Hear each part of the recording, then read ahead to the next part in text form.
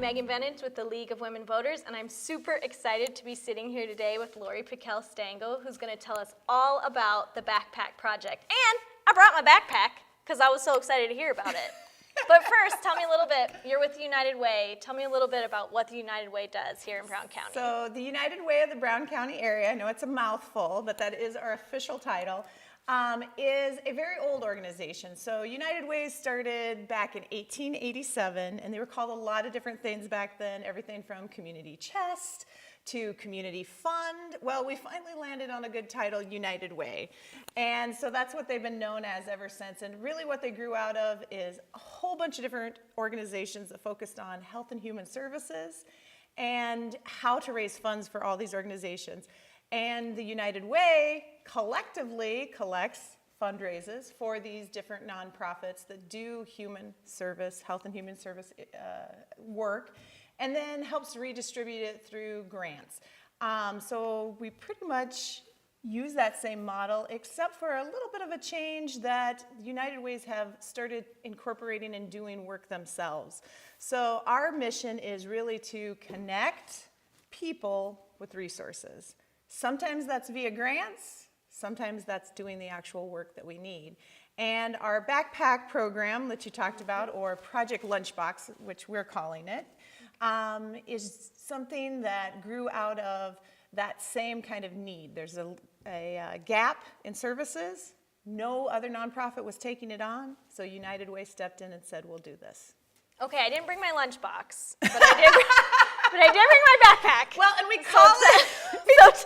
I feel already unprepared, but tell me, Project Lunchbox, what is happening? What are you doing? So Project Lunchbox, I'll go step back a little bit, and how did this get started? So in reference to the backpack thing, we already have a backpack program. The United Way has about 4 different in-house programs. One of them is our Stuff the Backpack project, and that particular project takes actual backpacks, stuffs them with school supplies that kids need, and at the public library every year right before school, students can come and get their backpacks filled with all the tools and things that they need to feel like they are ready to start school. So if they get free reduced lunch, they qualify for that, they can come and do that. So that's a separate program. And a lot of these weekend food programs, which Project Lunchbox is a weekend food program, are called backpack programs. But we went with Project Lunchbox because we thought it was kind of cute. We needed a new name. I like it. So, and it focuses around food. So, but to step back to tell you about how this got started. So, I've just been in this position for about 1.5 years, and I was a whole, 3 months in, just, had it all figured out. No, not at all. Trying to just figure out the programs that we did have, let alone not anticipating taking on a whole new initiative. And I get a phone call from Barb Olson, who does the community dinner group that, for people. And she said, we don't have a weekend food program for kids in New Ulm. Sleepy Eye has one, Springfield has one, Comfrey has one, Hanska has one, Lafayette has one. We don't have one. We need one. We need one! Exactly! So why don't we have it? So she said, well, we have some, we'd be interested in helping do that. I'm like, oh, great. She goes, can you help research it? And so I pull all the numbers together and figure out how we could do the program and set up a meeting, and I'm like, laying it all out there. This is how many volunteers we need. This is how many lunches, and it's going to cost $35,000 a year. And everybody went, ooh. That's a lot of money. Yeah. And a lot of work, a lot of volunteers every week packing lunches. And they're like, yeah, that's a lot. So then kind of put it on the back burner. So I filed it away for, a whole month. And then I got a phone call from the Moden Shaw fashion show gals, and they're like, we're looking for a nonprofit. They always donate their proceeds for their fashion show to a worthy cause, and they're like, is there like a weekend food program for kids in New Ulm that we could donate our money to? And I was like, oh, I wish. and then I kind of told them the backstory that I just told you, and they're like, well, we can put money towards it, and if it doesn't happen, then we'll donate it to the United Way, another kid program. Oh, So they were hopeful. They were like, I didn't promise them anything because I'm like, it doesn't look like it's going to happen, but okay, we'll give it a try. And so we forged ahead, and that event turned out great. Huge contribution. And then I'm also, a part of my job is I'm a member of Rotary, and so one of the things that I volunteered for, this is kind of funny though, they said, okay, people, you can either go pick up trash in the highway pickup for Rotary, or there's this grant thing that's a whole Saturday you have to sit through to learn about Rotary grants. Which one do you think I picked? This Saturday. There's no way you were out there picking up trash. I know you. Yeah, I didn't want to do that. So I took the whole Saturday, but it paid off because lo and behold, I sat beside a gentleman I think he was from St. Peter. And we went around the room and they're like, tell us about the last grant you wrote for Rotary. And he said, I did a backpack project, a weekend food program for our local community. And I'm like, okay, this is what I'm supposed to be doing now, isn't it?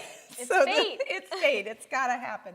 So Project Lunchbox really started in earnest once we received a $5,000 Rotary grant to buy all of the supplies and shelving units and things that we would need for the space. The event center, Rich, the owner down there, has signed a contract with us, giving us the use of the space. So it's just really coming together. It's been awesome. We just received our second Harvest Heartland application approval. So that took our food potential from $35,000 a year down to just under $20,000 a year because we can get it at a discount delivered once a month from them. So it's gonna happen, Megan. It's gonna happen. Well, because it's gonna happen, two things I wanna know. One, how do I get involved to help? And then two, if I'm a kid and I wanna sign up for Project Lunchbox, how do I sign up? I mean, obviously, I'm a kid at heart, but I'm assuming I'm not eligible for this program. I am so sorry, Megan, you are not eligible at this time. Just get my snacks from you like regular. That's right, exactly. So this project is going to be similar to our backpack project. So if you are a family that receives free reduced lunch, you qualify automatically for this program. So very good. In your little back to school packet, you will see something that looks like this, and you fill it out, send it back to the school. And then we get you signed up. And then you are basically saying my child can receive on Thursday or Friday, depending on when school gets out for the week. Sometimes we have those long weekends. Then they will get 2 non-perishable meals and 2 non-perishable snacks. Wonderful. And that'll be something just to sustain them over the weekend. Unfortunately, I have had a little bit of pushback. People saying, well, they can go to the food shelf, their parents can, or, why is there, need for this? Is there really a need? And unfortunately, kind of like homelessness that does exist in the New Ulm area and in Brown County, you don't see it. People aren't going to admit that they're going without food always, especially when they're kind of on that edge. So food sensitivity is huge. Minnesota, 1 in 8 kids are food sensitive. And the really tough thing is we do hear from teachers that say, and even school counselors. I had actually a school counselor who told me that the first thing she does a lot of times when she has a child in her office who is misbehaving is give them something to eat. And they immediately will calm down. That works for me too. Yeah, me too. It's a real thing. Yes. Hangriness. Yes. But when it's coming out of hunger, it's no laughing matter. It isn't. And for these kids, the barrier for them to have a successful learning experience in school can be as simple as food over the weekend. And that's what Project Lunchbox and is we can really help all with about. that. And it's such an easy thing that we can help with. So tell me, how can we help? So call the United Way office if you're interested in signing up. We won't actually start Project Lunchbox until next school year. Okay. Because we're just now getting the space set up. But if you want to volunteer to, help put some shelving units together, organize the food, what we really need is 1 or 2 people who would be willing to be project managers for this, people who could help take inventory, be there when they deliver the food, stock it, call our volunteers, because right now we have Rotary who wants to help volunteer. We have Christ the King that's interested in volunteering and helping. We just signed Christensen Farms as our food sponsor for the year, who's going to help with purchasing food that we need and also provide employees for volunteers. So someone just to help coordinate that a little bit it would just be awesome, or maybe 2 people, because we will have to have probably someone down there packing once a week. And we're looking at a team of 4 to 5 people. So maybe you have 4 or 5 friends that you want to get together and say, I'm going to go and help pack lunches and deliver them this week. And so we don't know which day that's going to land on yet. But like I said, if you want to get your name in, get on the list, and we'll put you in the rotation. That's really all you need to do. So you give us a call, 320-354-6512. Or, of course, you can always go to our website, which is unitedwaybrowncountyarea.org. There's a whole section devoted to Project Lunchbox and a volunteer tab where you can sign up, check, I want to be involved in Project Lunchbox, and we'll give you a call or email you and set it up. Perfect. That is all the good information. Yeah. And you have this lunchbox that I don't believe either you or I ever carried a lunchbox that looks like this. But I did have a Wonder Woman one. And it was so awesome. I loved Wonder Woman. I had a nature one. Are you surprised? Of course you would have a nature one. I had one Birds with animals and trees. and trees. Did you have the woodsy owl? I did have woodsy owl. Stop outing me on television. Woodsy owl's cool. He's still cool.